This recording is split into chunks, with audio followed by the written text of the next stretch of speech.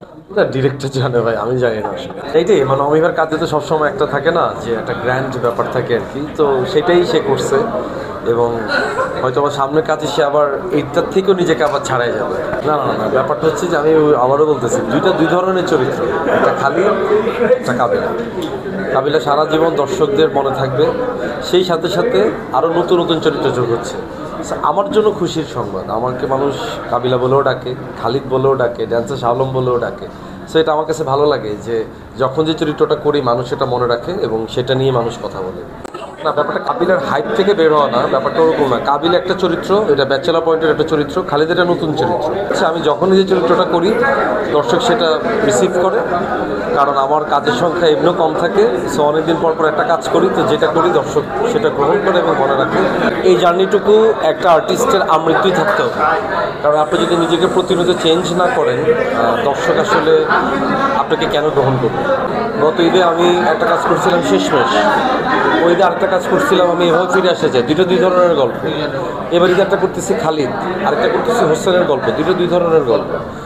আমার কথা হচ্ছে আপনার বেশি করার দরকার নেই, অল্প করেন, কিন্তু যেটা করবেন ওইটা আসলে প্রপারলি করতে হবে। এভাবেই করতে চাইছি আসলে। আর মানে এটার জন্য থ্যাঙ্কস হচ্ছে আমার ডিরেক্টর তানিম রহমান অংশু ভাই এবং আমাদের প্রডিউসার যিনি ক্লাব ইলেভেনের আকবর মুন্না ভাই।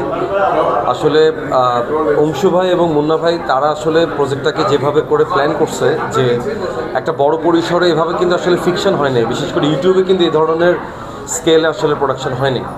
সো এটার ক্রেডিটটা আমি আসলে দুইজন মানুষকে দিতে চাই, আমার ডিরেক্টর এবং প্রডিউসারকে, যে তারা আসলে এভাবে করে বড় পরিসরে জিনিসটা চিন্তা করছে এবং তাদের চিন্তার সাথে আসলে আমি আমার চেষ্টাটা যোগ করছি।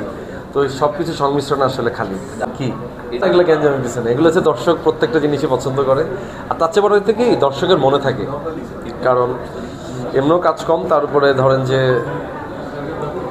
দর্শক তাদের কাউন্ট করতে সুবিধা হয় এবং মনে রাখতেও সুবিধা হয়।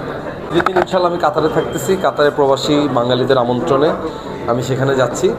সো দেখা হবে কাতারে।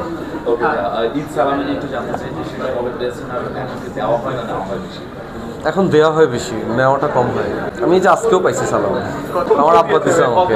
না না না না, চেকে না, বাবা মারা যেটা দেয় ওইটাই অনেক। আমি এই যে গতকালও আমার টিম মেম্বার যারা, ওদেরকে দিয়ে আসলাম শুভকামনা সব কিছুর জন্যই।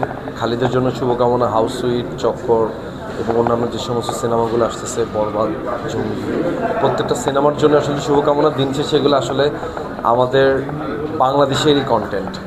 সো দেখলে আমাদের বাংলাদেশের দর্শকরা দেখবে, আমাদের বাংলা ভাষাভাষী মানুষেরা দেখবে। সো আমাদের কন্টেন্ট যত বেশি হবে তত বেশি আসলে আমাদের ইন্ডাস্ট্রির জন্য ভালো।